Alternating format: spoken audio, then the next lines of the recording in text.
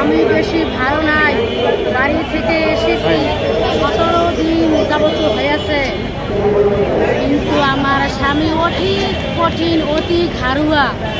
এই স্কুল বিদ্যালয় করার জন্য জমি দিতে চায় নাই। যেভাবেই হোক ছেলে বলে কলকৌশলে আমি এই জমি বিদ্যালয়ের নামে দিয়েছি, 5% দিয়েছি।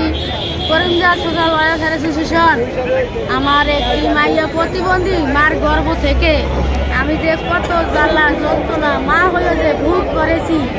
এমন লাথিয়া মারছে, এমন একদিন আমার স্বামী চুলার ভিতরে ঢুকাইয়াও দিছে, তারপর আমার উত্তর ছিল না। বলছে এই বাচ্চারা যদি তুই না নিতিস, 4 নম্বরের বাচ্চারা, তাহলে তো আর প্রতিবন্ধী হইতো না। আমার তো উত্তর ছিল না। আমার স্বামীর সামনে আমি বলেছি, দাও সব পুর আল্লাহ দেওয়ার মালিক, তুমিও কিছু না আমিও কিছু না, জীবিকারই হোক একটা প্রতিবন্ধী, আমার মাইয়া প্রতিবন্ধী উচিলে যদি বিদ্যালয় করতে পারি, তাহলে শিক্ষক শিক্ষিকা কর্মচারীদের সেবাও হবে, ভাত হবে, এক ফুট খাওয়ার ব্যবস্থাও হবে। এই বলে তুমি আমার স্কুলের জমিনগুলো লিখে দাও। তারপর দিছে, তারপরে যতটা নীতিমালা আছে সব আমি মহিলা মানুষ হইয়া দিয়েছি।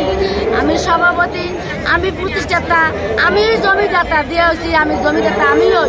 তারপরও যত জ্বালা যন্ত্রণা ভোগ করছি, তারপরও স্কুলে অনলাইন হইতে শুরু করিয়া সব মন্ত্রণালয় পৌঁছাইছি। আমি কিন্তু সাবেক মহিলা মেম্বার। তারপরে আমার স্বামীকে আমি এমন শ্রদ্ধা করি, এমন ভয় পাই। ডক্টর ইউনূস উপদেষ্টা স্যার, আপনি সেই দুঃখ বুঝলেন না। ও আমার শারমিন মোর্শেদ মা, আপনি আমাদের এই দুঃখরা বুঝলেন না। জানেন, প্রেম প্রীতি দুইটি পালা, একটি সুখ আর একটি জ্বালা, যে জ্বালার কোনো শেষ নাই। আমার স্বামীর কাছে আমি প্রতিশ্রুতি দিয়েছি, এখন সেরম মিডিয়া চ্যানেল সপ্তাহে পৌঁছাইয়া যাবে। এইবার আমরা যেটা আওয়াজ পাইছি, আমাদের কেন্দ্রীয় নেতারা আছে, ইলিয়াস ভাই, ইলিয়াস রাজ ও রিবু বোন, তাদের কাছে আমি যদি যাই, আল্লাহ করলে আল্লাহ দিলে এমপি নিয়ে আসবো। যদি না নিয়ে আসতে পারো, তোকে জনমে করে বিদায় করিয়া দেব। কোথায় যাইয়া থাকবো?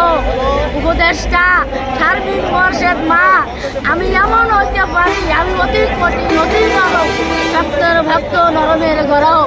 আমি কিন্তু বিষ নিয়ে যাইয়া কোন সময় আপনার সামনে মরিয়া যাব, কিন্তু এমপি নিয়ে যেতে পারিব না। এইটাই আমার শেষ কথা, মরে যাব, সরে যাব না।